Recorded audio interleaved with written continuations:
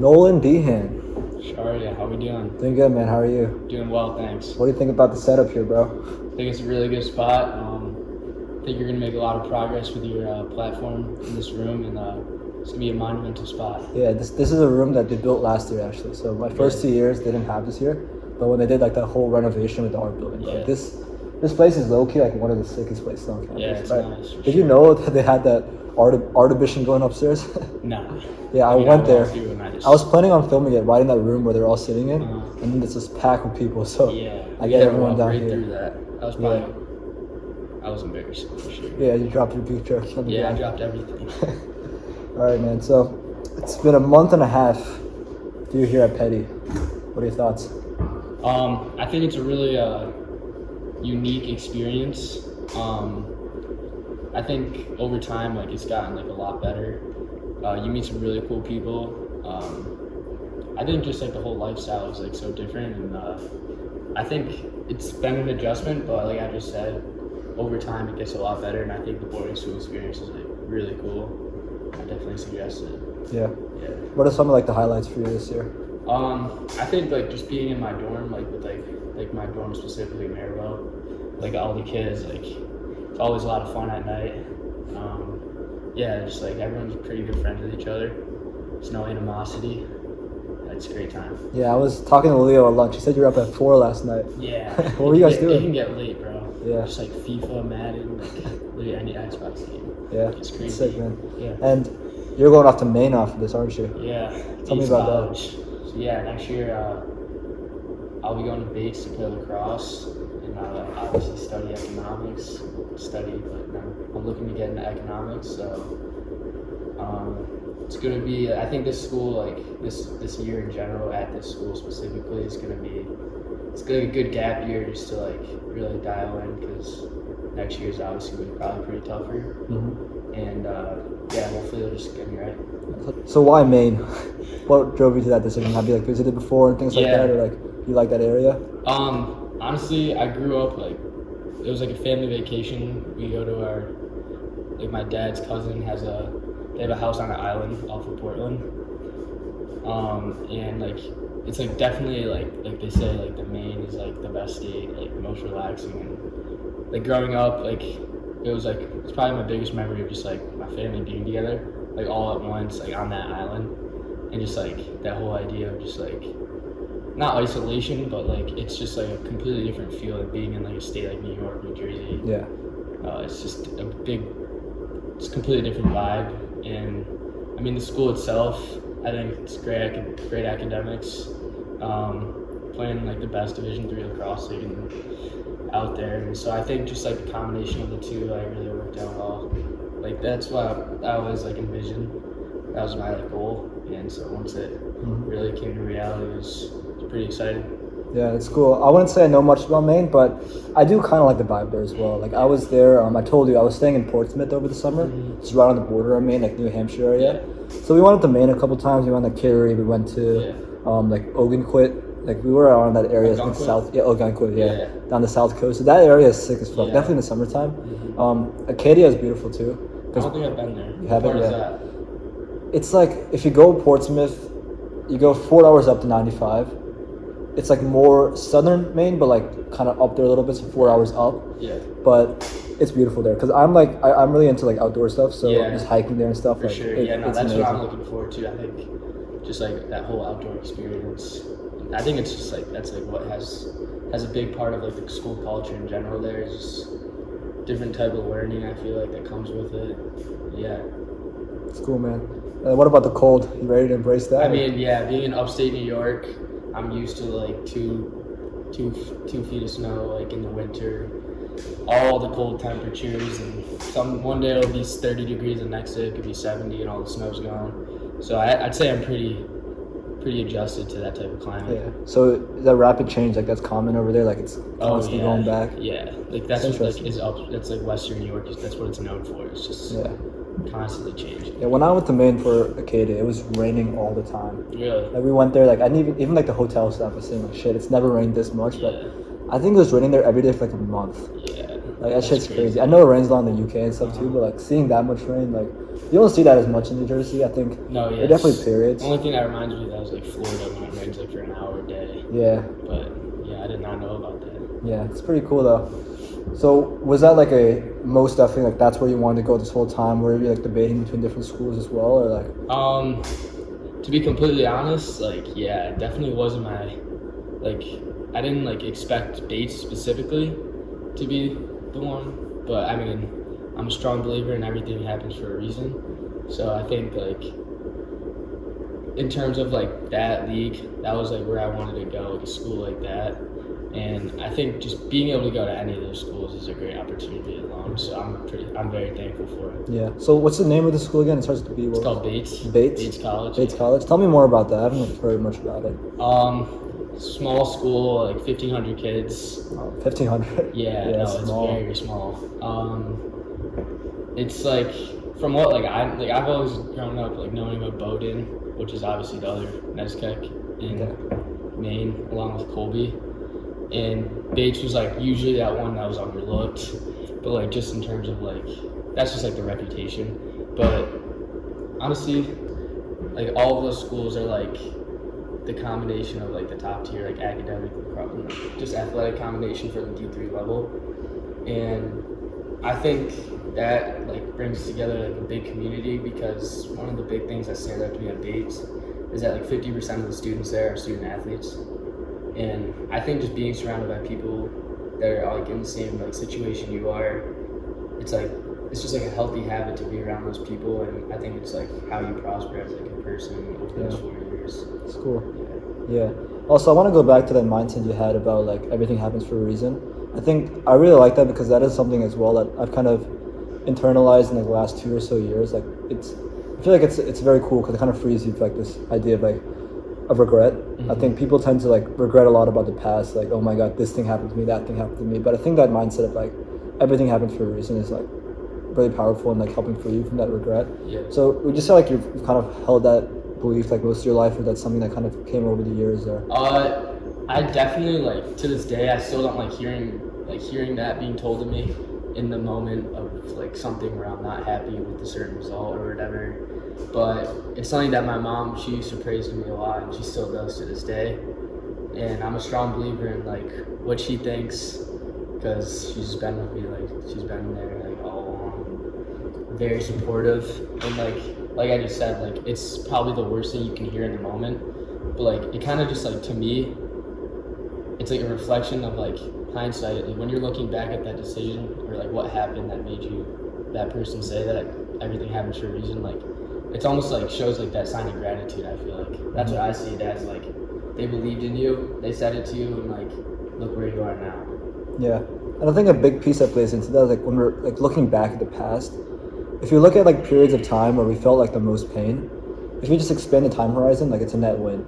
If you know what I mean. Like every struggle. Hindsight's always 20/20. Yeah, and I think the crazy thing about like time perception is like we tend to like small events we tend to make really big in our mind, and long events we tend to make very short. Like I'll sometimes like summarize periods of my life in like 2 sentences, when really if you expand it's like a year of just like maybe pain, maybe like struggle. But like I think the way like our mind like plays into this like time dynamic is really interesting. Like, sometimes I look back at like my freshman year and describe it in 1 sentence, but then if you zoom in into those parts, it's like, as you said, it'd be hard to like hear that in the moment. And it's like, oh my god, everything happens for a reason. Like my life sucks. You know what I mean? But yeah, it's really powerful to have that mindset. So I think another big piece of like our daily interactions is like our conversations with people, right? I think that is also another theme of like the podcast that we're having conversation, right? So I have like some things in front of me about like insights and how you can kind of improve your interactions with other people and how you can kind of improve your ability to like hold good conversations with people, right? So I'll read out some of these insights. You can let me know what your thoughts on them are, what you believe. So first one here is when you meet someone for the first time and they ask what you do, they don't actually care about what you do, right? I think we tend to think that people care a lot about us as a person, right? But everyone around them is constantly thinking about themselves for the most part, right? It's not necessarily a bad thing. I think that's like just our internal like way our mind works. But I think when we're talking to people, we have to kind of keep in mind that like they're not just asking to know about you, about what you do. Like they're trying to get like interesting information that they can kind of connect to their own life, right? Like The example I have here is that like someone might respond to the question like, what you do is like, well, I'm in sales now, but I did 2 psychology degrees at university and dropped my life, lived in Brazil for 6 months. I got my own business coaching people online and love to spend time training, but really I just want to retire to a beach with my dogs, right? So I think people are not trying to get like direct information from you when you're talking to them, but they're trying to get like your vibes and values, right? So what do you think about that? Yeah, no, like you just said, like in that example, like you hear the word I a lot, and like that resonates to me because like people love to talk about themselves, and when you're like really trying to meet someone for the first time, like most of the time if you're asking like what do you like to do, like you're trying to get like have a good impression, just like get to know them, but like it almost like invites them to feel like that comfort, I feel like, and whether or not you care what they actually do, I think it's just all about like you just said, that vibe. Like if you know someone's like caring about you and you want to talk to yourself or talk about yourself, like that alone, I feel like to most people in this generation, like that's what that's like the charismatic part of it. Like, so I think this idea of like I, right, the word I think they did a study, right? They measured like the word that's most used on phone calls. It's just I. People are like very self-centered in that way, but I think we can kind of use that to our advantage, right? I think people tend to think that in order to have like good conversations with people, they need to like have a lot of knowledge, right? If I want to have a good conversation with people, I need to be up to date. I gotta know what's happening. I gotta know things so that I can speak and I can be like, that way I can kind of feel like, okay, I'm a knowledgeable person. Okay, people like kind of like talking to me because I know things, right? But really, like I think the only thing you really need is genuine curiosity, right? So if you're talking to people, if you can just ask them questions and let them just talk away about themselves, that honestly is the best way to like improve like interaction with people. Like just going about, just genuinely being curious about other people, like just asking them questions about them. If you get a person to talk about them, that's probably the most powerful way of like improving that conversation, right? What do you think about that? I think like curiosity, like you said, like a conversation can have a lot more meaning when 2 sides have knowledge. Mm-hmm. And I think a lot of that comes from just finding a common interest, because that's when people are most passionate about what they're talking about. Mm-hmm. Like they know what they're talking about because they're passionate about it. And I think like in conversation, like that curiosity, like if you're curious, like you want to find a way to connect to that person. And I think connection in general is like kind of like the whole purpose of conversation in general is just to connect with people. So do you think that in order to have that strong connection, you need to have like a common interest with that person, or? No, not necessarily. It never has to be a common interest. It can be any common aspect of like a feeling, like anything like revolving around life. I feel like whether it's just like the way you feel, like no matter like what it's about. Say like one guy said it was about a girl, like they're sad about a girl, and the other person's sad about family. Like it's not the same relationship they're sad about, but it's just the feeling in general. And I feel like certain things like that, like that don't seem like a big part of like the conversation, like the way certain like parts where people are like, I think overall like feelings. I think that's interesting. That's right? what ties people together. Because like I might be really into this sport, you might be really into that sport, but we both have that love for the sport that kind of brings us together. Yeah, we both just have like different like parts of that love. I think Yeah. in so many different ways when you're talking about That's this. actually an interesting way of thinking about it. I haven't thought about it like that before, right? Like if 2 people are like have similar like maybe traits or emotions but directed in different directions, they could still unite, right? Like I like the example you said, like if 2 people are sad about different things, they could still unite in that way and like use that to kind of connect with each other, right? Because I think I see that with a lot of people, right? Like it's hard for me to find someone who has like the exact same interests as me and do those things together, right? Like okay, I might say like, oh, I enjoy wrestling, right? Okay, sure, there's people that I wrestle with, but I think I have a stronger connection with someone who's like as passionate about their craft as maybe I'm as passionate about my craft. So yeah, that's it. That makes a lot of sense. Yeah. So what are different ways you see that playing out, right? So people with different like emotional states kind of connect with each other. Like how do you see that kind of play out in your own life? I mean, I think that like comes with just having like being adapted to different people, and like that comes with having that like inquisitive vibe, like wanting to know like what's going on in people's lives, and surrounding yourself with a variety of people like that show like that you like different parts of like their personality. Like there never has to be like one strong thing you like about someone and that's why you like them. Like I think if you have like a close circle of people that all have like their own like strong suit that's what you like value in them as a friend or just someone in your life in general. I think that's like when you have that, like you're surrounded with different perspectives, but that's what makes you like that's not like shapes your perspective, but it like almost just like holds you in the middle, if that makes sense. Maybe in a way, like you surrounding yourself with like these 10 different people, they all have like different ways, different personalities, but they're all kind of molding you. Like you're a piece of clay, but all these forces are maybe kind of molding you together. Yeah, like you won't get that if you're friends with the same like similar, like completely similar 10 kids. Like it's gonna be the same mold. It's not gonna be a culmination. Do you think it's like essential for you to like grow in your character to surround yourself with as like many people as possible? Definitely, and I think like the best way you can do that is just to be like obviously like genuine, but like curious and just like friendly. I think like just being nice to people. I think that's what. Yeah, but do you think that can also be negative in some ways? Like, what if in my effort, you can't be friends with everyone. Yeah, it's like you spread yourself thin, right? Maybe at a point where you're surrounding yourself with everyone, you lack any real connection at all. Yeah, but, no, like obviously fake connection is like very negative. Like you find there's no meaning of it. And also this idea that people are molding you in a way, right? I think you touched on how that can be a positive thing because people if you're surrounding yourself with all these people, they're all gonna like mold you in that way that will help you grow as that character. But in a negative way as well, like let's say you surround yourself with a bunch of people who have maybe like mindsets, philosophies that are kind of being drilled in your mind by surrounding yourself with them. It kind of makes your character maybe decline. Maybe you start to become more of a worse version of yourself by like surrounding yourself with those kind of people. What do you think about that? Like that's where like obviously like the good and bad, like it depends how you define that. Like I think like just good and bad in general, like you never want to have bad in your life, but you also don't want to have all good. Like you need to have that pull in between, that you have like a center state of like yourself, and like that's who you are. And I really don't think like surrounding yourself with all good people is gonna make you a good person. Like you need to see what bad is in life. Same thing, like if you're with bad people, that doesn't mean you're a bad person.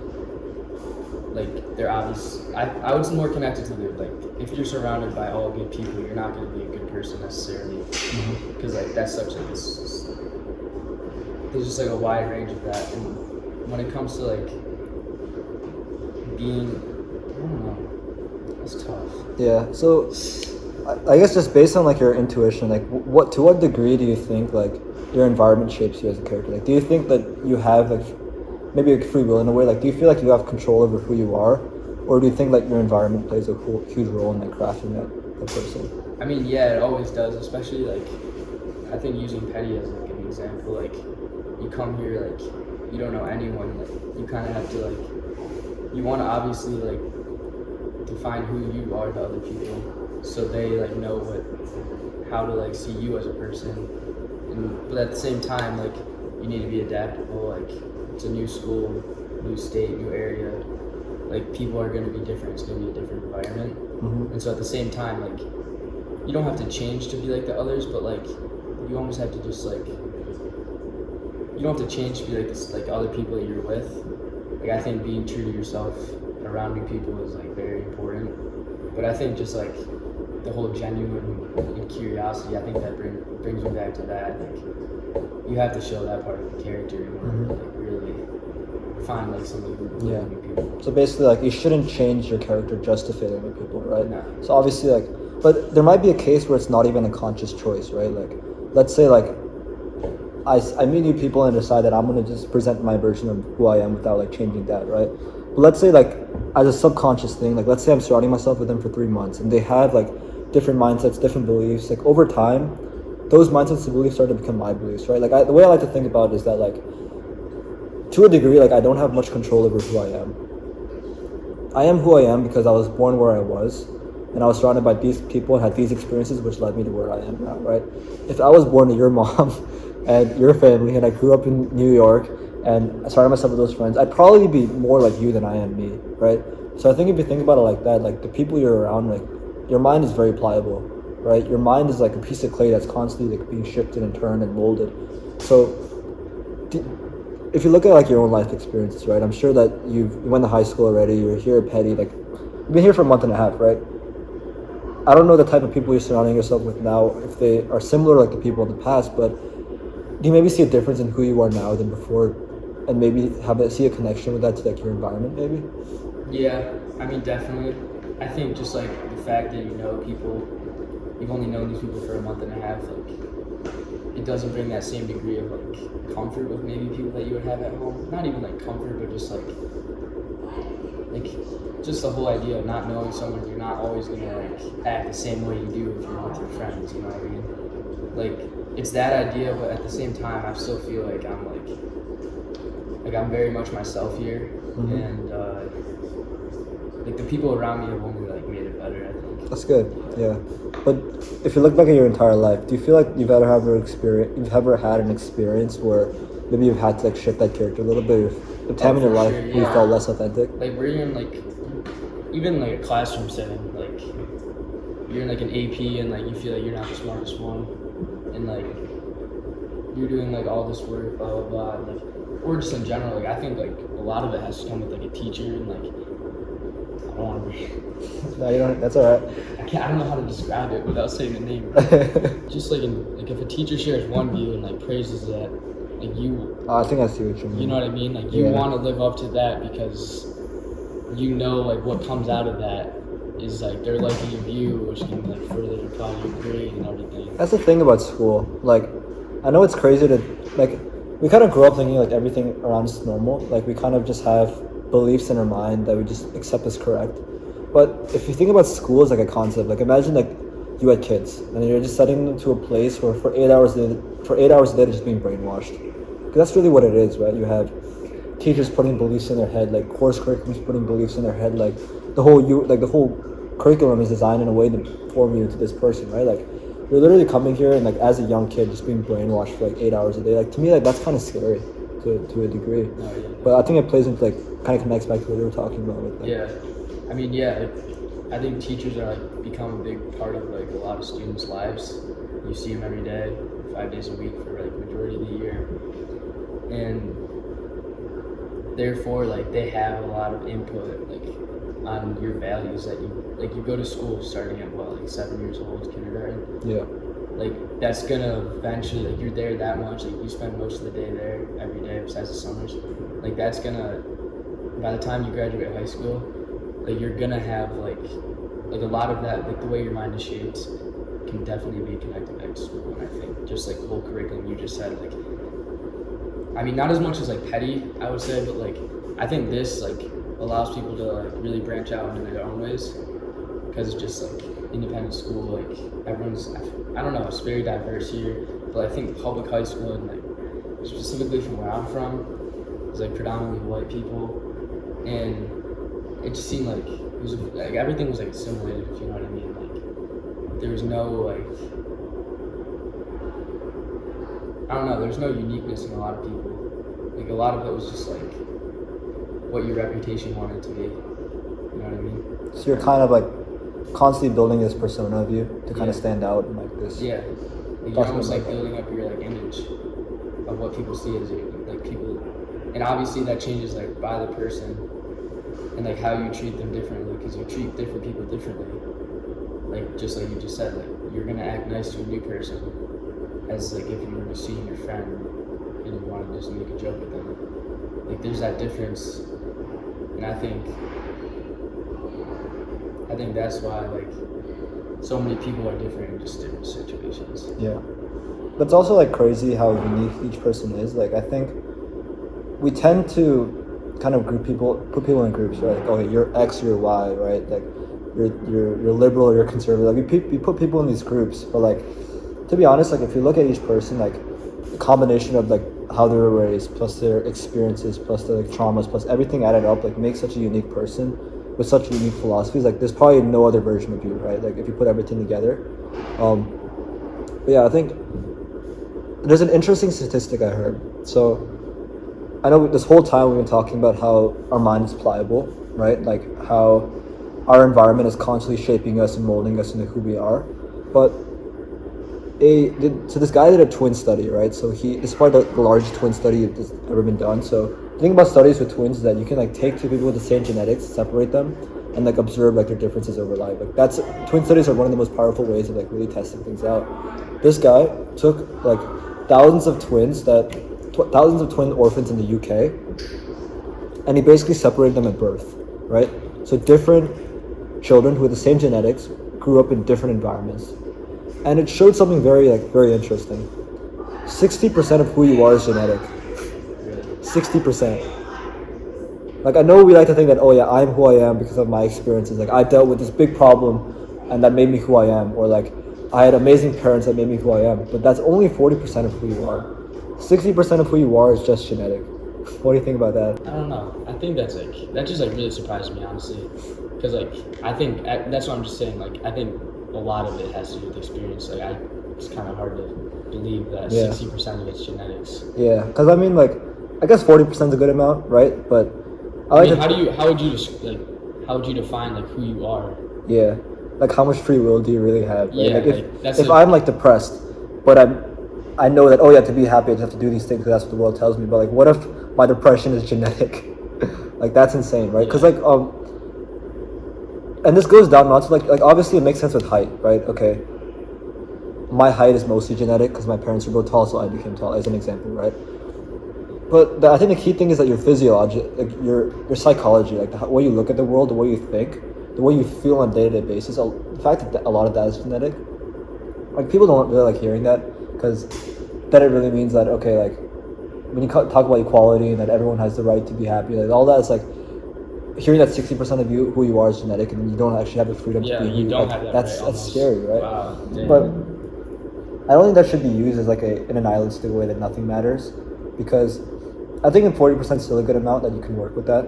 Yeah, for sure. Because I think environment is like the biggest role player in like who I am. Like, because if I look at like middle school, like who I was then versus who I was in my freshman year versus who I was in my sophomore year, like it's like they're different people. Like if they all came in the room and saw each other and pointing at each other, like they wouldn't even recognize each other, right? Just because I think the only thing that really changed in those times is it's different environments, right? Different environments shaping me, and I think while 60% of who I am might be genetic, at the same time, I think that 40% does play a huge role in like shaping who I am, like the way I see the world. But yeah, what do you think about that? I think I'm really surprised that you said that. The 60% like genetic really shocks me, but I think a lot of it could do with like you look up to your parents and you see like how they view the world growing up, how they react to certain things, and like that brings me to that question, like would you consider that like more environment or genetics, like reacting to certain or just thinking about different things based on your parents? Like you think that's something that is genetics, or would you say that's experience as you're growing up? It's a hard question. Yeah, because I like to I've always thought, like I only heard this like a week ago, right? So my mindset has always been that I have control over who I am, right? Like I like to think that I'm like grateful for my upbringing, because if I grew up with my parents, I like to say that I had a pretty good childhood growing up. Like I had loving parents and everything. If I grew up without that, like I feel like it would have a drastic change in who I am. So I do think that it does play a huge role. I don't know if we can just look at this study and conclude that everything is destined to be, like everything is genetic. Because I do think we do have a decent amount of free will on the side making those decisions, right? But I mean, you choose what you want to do every day and who you want to talk to, who you want to see, and at the end of the day, like those are what make up a lot about just those interactions, those experiences. I feel like just in general that makes up all of it. Yeah, experiences. Yeah, and in terms of like decision making, right? So you mentioned like a little bit about decision making, right? Like choosing who you want to spend time with, choosing the things you do to spend your time. Like, how do you think like one can improve like that skill of decision making, right? I think. Like would you say like more in like a school setting? Just in general, right? Like life decisions, kind of. I mean, I would have always kind of like been that kid that just like does like certain things when they want, not when they want, but like I never like was like very structured with my daily schedule. Okay. And I think like moving on, like yeah, it doesn't seem as natural, but like once you like life gets harder, like you're gonna face more and more challenges. Like I think having like certain decisions, like you have to be able to make hard decisions in present time in order to see good results later. And I think that's like really hard for a lot of people. because like I think people are obsessed with just instant results, whether it's like fast money and like fast happiness, for instance. And I think people nowadays like they don't have that decision making ability to like think and like far down the road and be like, yeah, this is gonna really help me out long term. Like say just you can connect that to like, yeah, like do I work on my essay tonight that's due Tuesday?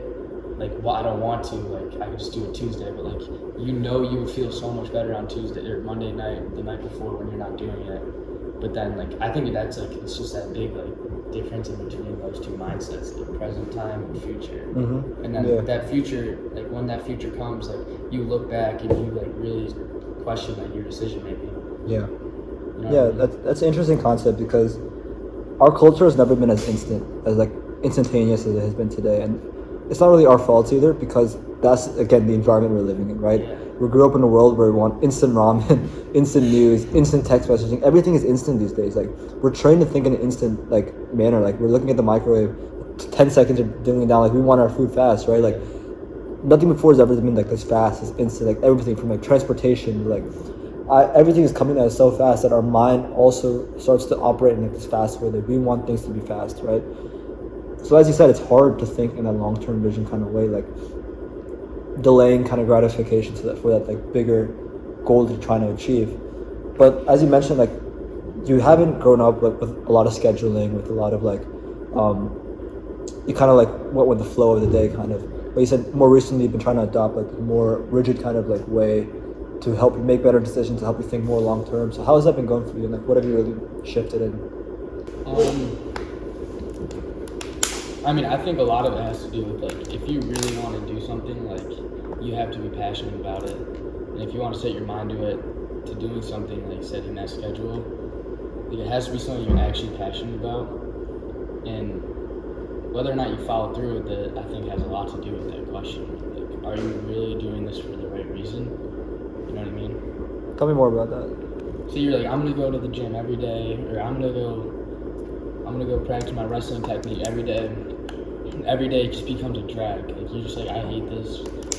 Like you have to think, like you have to like stop and like reflect on that and be like, is this really like meant for me? And I think a lot of it has to do with like if you're not passionate about something, why are you doing it? I think that life is too short to not do what you would actually enjoy. And like if you're doing something just for like something that's gonna like affect your image, something that's gonna affect your reputation, like it's not worth it. Yeah. Like that's just only gonna make the inside of you feel worse over time. Completely agree. Like I think Like, that you mind yourself. yeah, we have a tendency to kind of shape the way we act based on the people around us and their responses to that, right? So if I'm in like the way my mind is like working, right? If I'm in a social setting and I say a certain thing, I'll get a certain reaction from the person, right? It might be a positive reaction or a negative reaction. My brain is kind of like an AI system that is just constantly taking input and constantly seeing like positive reinforcement or negative reinforcement, right? And that way, like if I say that if I do this thing, I get positive reinforcement. Like, oh, like let's say I was just wrestling because like it felt cool or it felt like the thing to do that would get me more like validation, right? If I did it for that reason and I went out and did it, or that's like football, right, or basketball, right? I went out to play football and basketball. I know I don't actually enjoy basketball, but I know people will think I'm cool if I play basketball, right? And I do it and I get positive reinforcement. People are like saying yes, and I'm getting like more friends from it, right? At that point, like you'll start to realize that okay, you're getting the validation from it, cool, but it's hard to find fulfillment in life if you're just doing everything for the validation piece of it. I mean, I think it's like it's very weakening to someone to live by that mentality of just seeking validation, seeking approval, just for like doing something as little as playing a sport in like high school. Like looking at a big picture, like who's gonna remember you were on that basketball team in 30 years? Like no one. Like you gotta live in the moment, but at the same time, like you can't get too caught up with it and just all of a sudden think you can change like that just to get a certain, like you just said, like a certain reaction like that. Mm-hmm. You know what I mean? Yeah, it's hard to break free from that because I think that's our inherent nature. Yeah. I think that's the way we're built.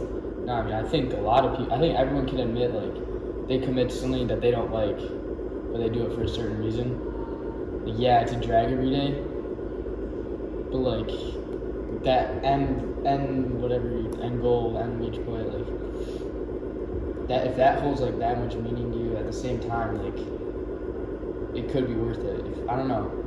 Yeah. Like studying for that test, like I don't want to fucking do that, but like you get 100, like that's what you want. I don't know. It's kind of a tough question. I think it comes down less to like the immediate effect of it, but more like the long-term effect, right? Like, okay, maybe getting 100 on a test might be good for you in the long run, right? But I think it plays a little differently in terms of validation, right? Because obviously, like, choosing the sport you play is one piece of it. Choosing how you spend your time is another piece of it. Choosing the people you spend time with is another piece of it, right? Because people have a tendency to like spend time with people because it makes them feel cooler. People do a certain activity because it makes them get more validation. And honestly, like, if I look back at my own life, there have been periods of time where I've just seek validation. I think if I look back, like my sophomore year, that's like a time in my life for the first time like I started to like make like real like friendships with people, real bonds. If I look at like my freshman year, I didn't really connect with a lot of people that well. Like I talked to people on a day-to-day, but I feel like I didn't have real connection. I think in my sophomore year is when I first felt like real connection. I think in fall term of my sophomore year. What do you think changed that made you feel that way?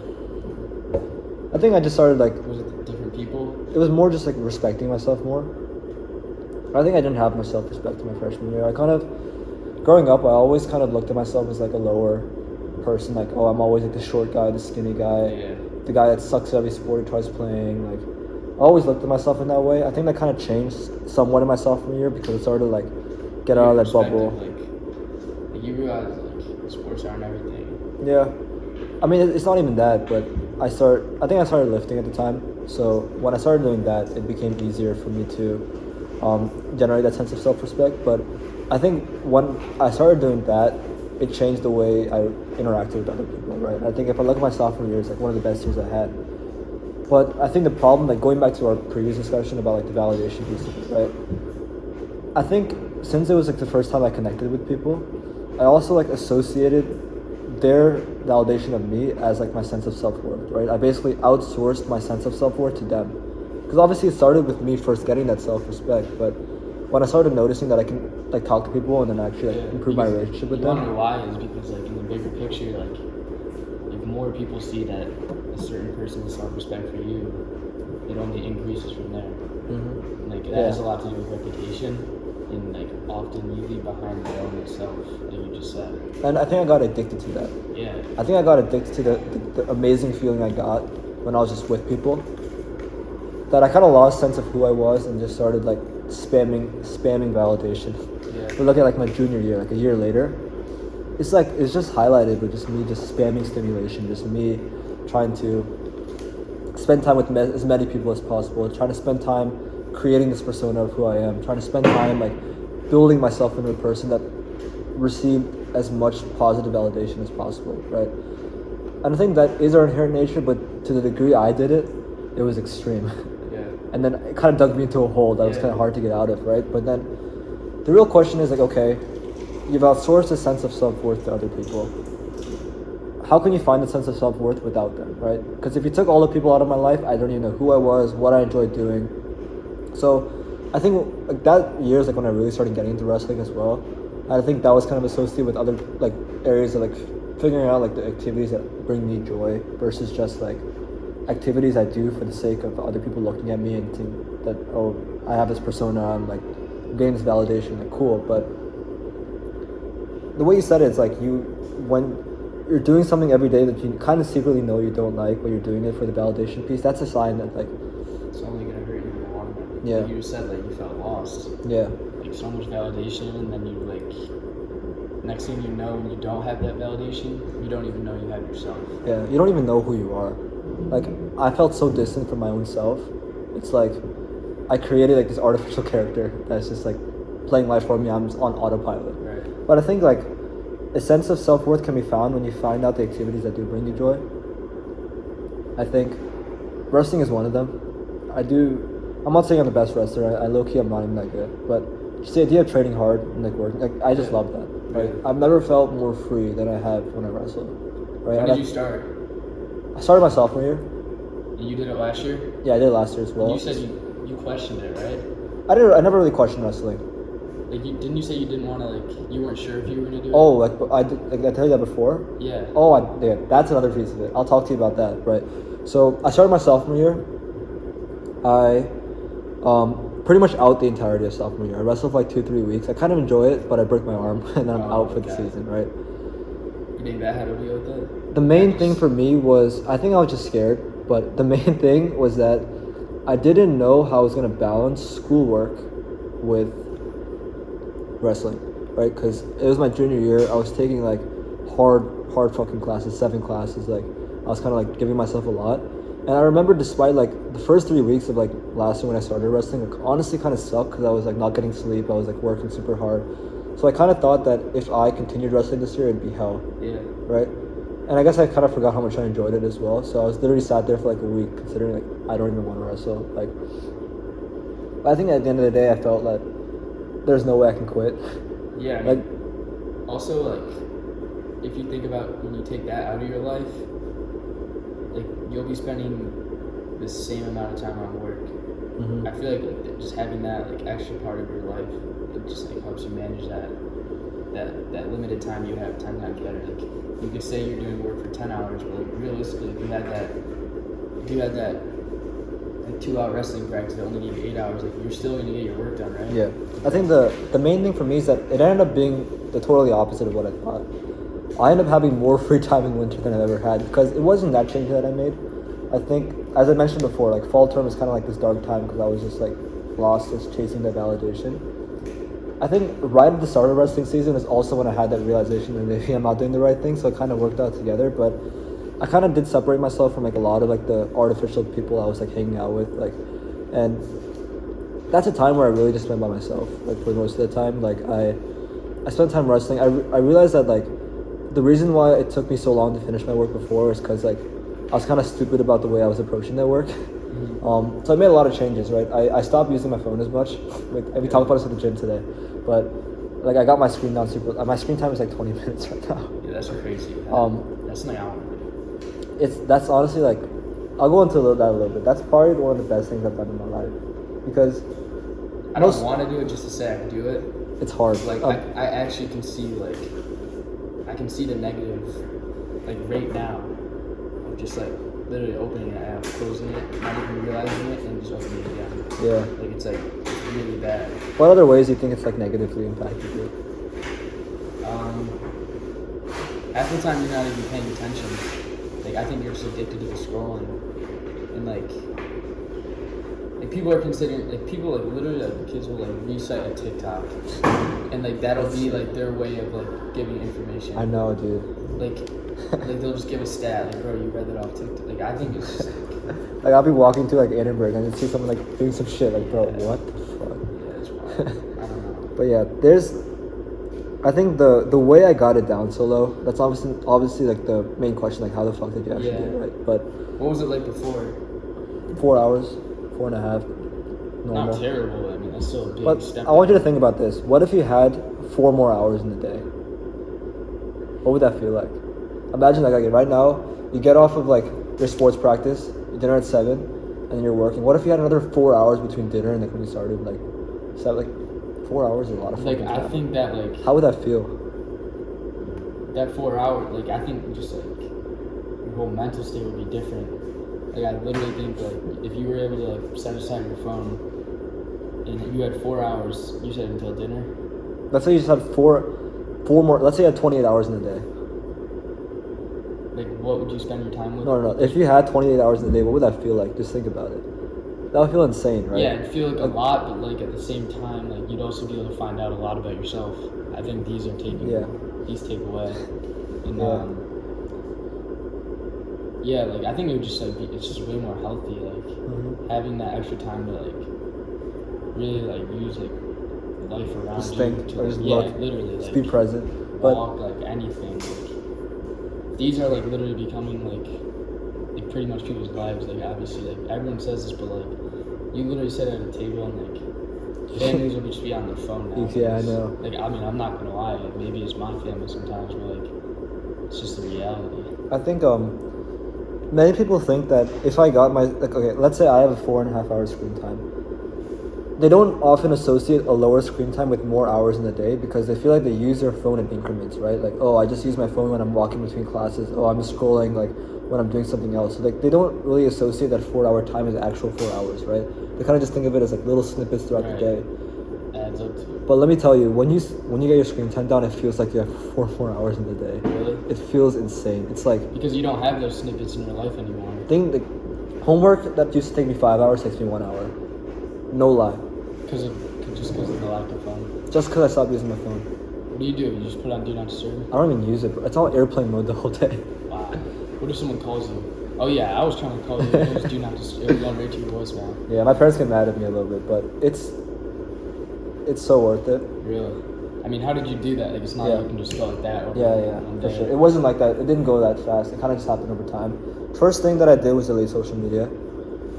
There's this fear that if you delete social media, you become irrelevant. You won't have friends. Like, it's just a limiting belief. Like, I feel like I have better social connections now than I did when I had social media. It's honestly like, it seems kind of insane to me now that I had it at one point. I deleted it in August actually, so it's been a year. You deleted everything, like? Yeah, Snapchat, Instagram, TikTok. TikTok was the first one I deleted. But I would delete that. TikTok ruined my life, bro. Yeah, I would delete that. Yeah, but Snapchat and Instagram were hard. I deleted it and I re-downloaded it within 2 hours. I mean,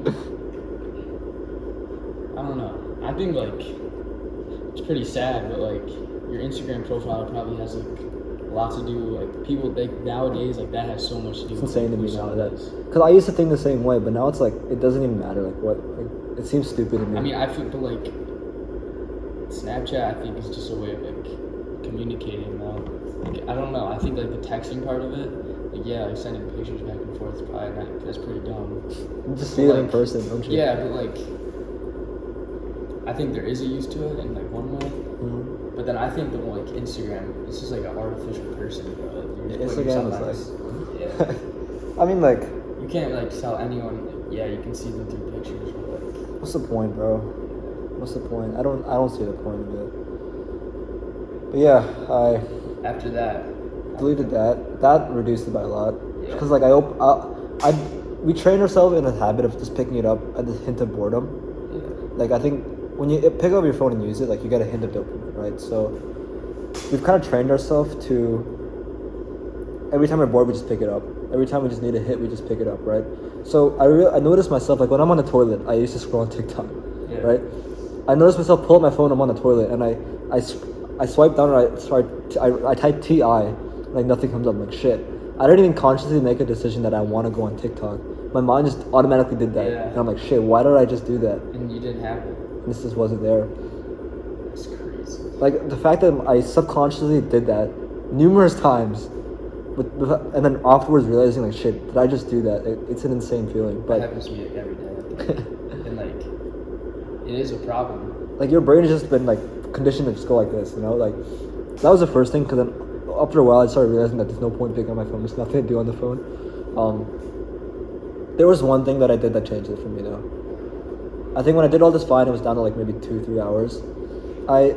I started keeping track of the number of times I picked up my phone. This might sound a little insane, but I'll tell the story.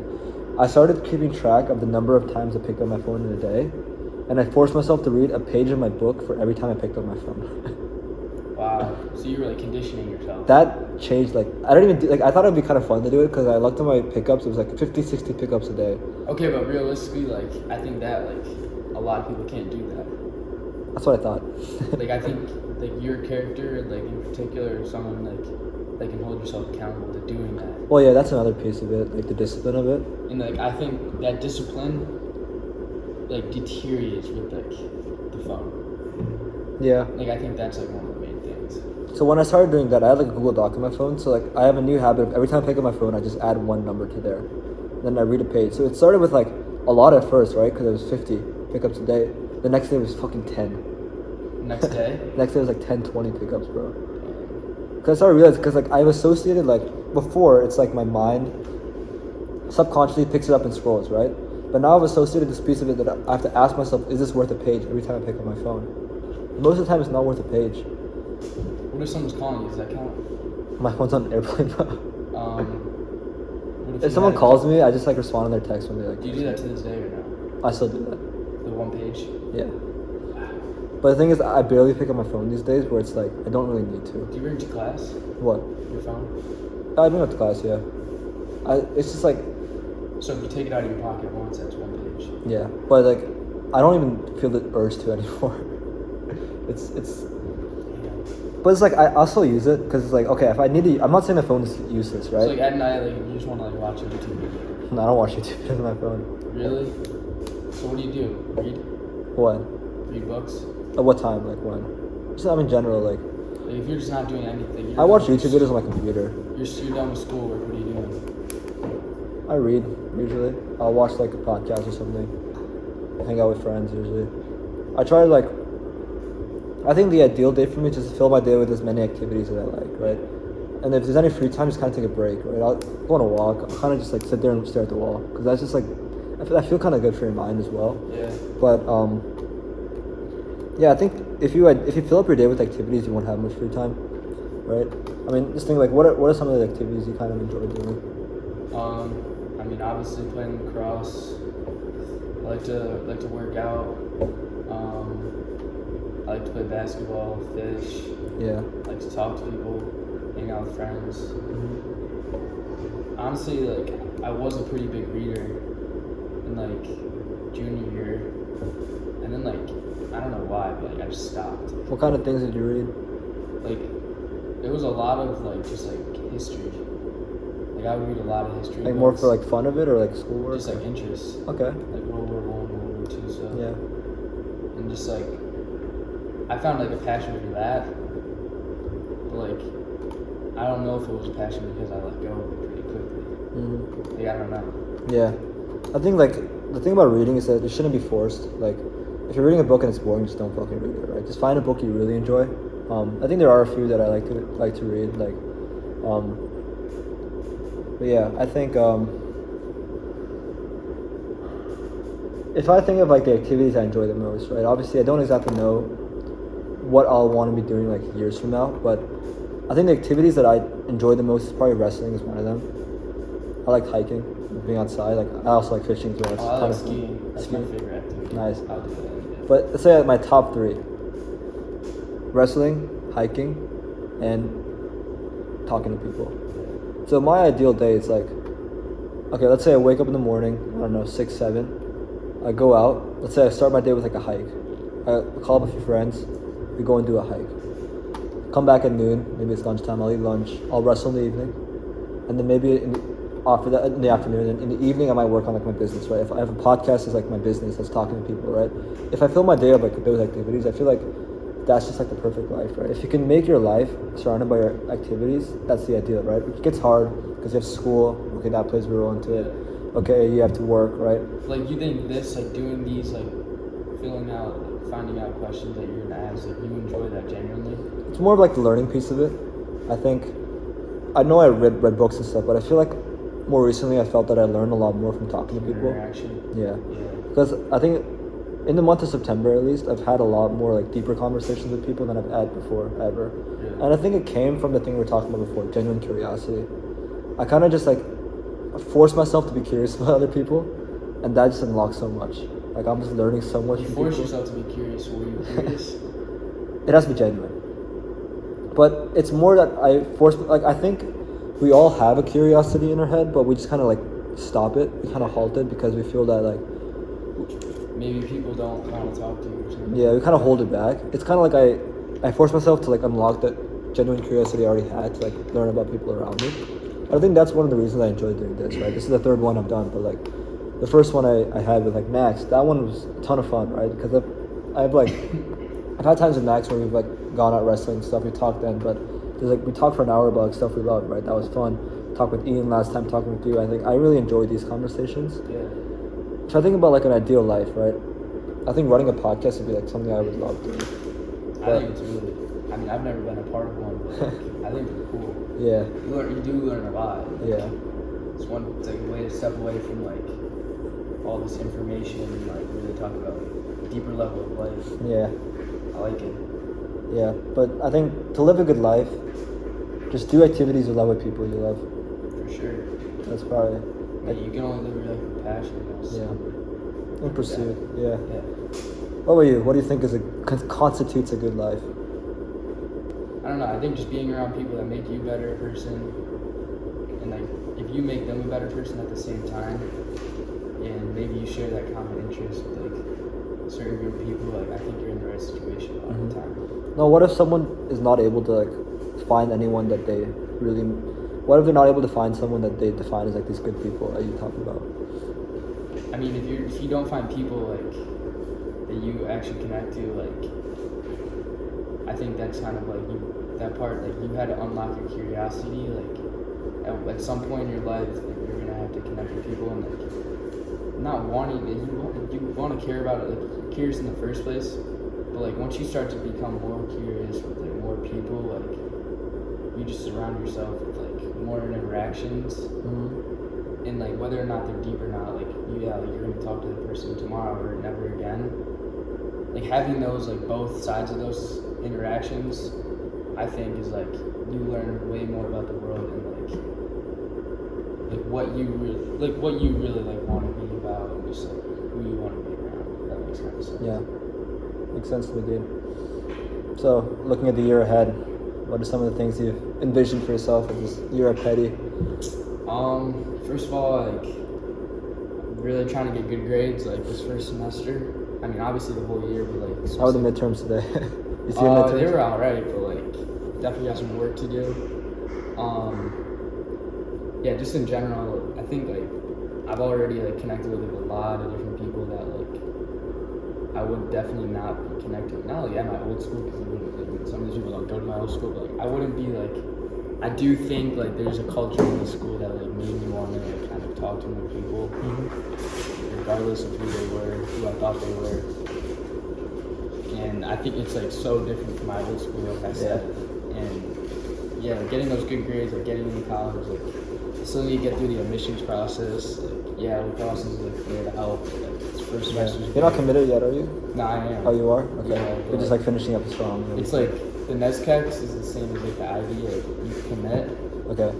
You commit to the admissions process. You can't actually just like. But they'll kind of help you out. Yeah, like, the coaches. Admissions. Yeah, makes sense.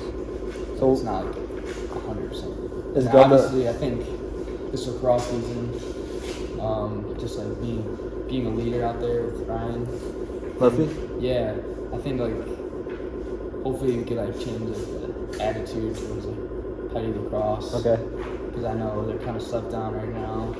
Maybe haven't had like the strongest previous years, but hoping we can make the turnaround. Yeah. Yeah. Love to see that, dude. It'll be fun. I'm looking forward to it. Cool, man. Well, thank you so much for coming down tonight. Of course, thank you. Down to Swig. It's been a good episode. Great conversation. Yeah, probably have you back on at some point. For sure. All right, peace, bro.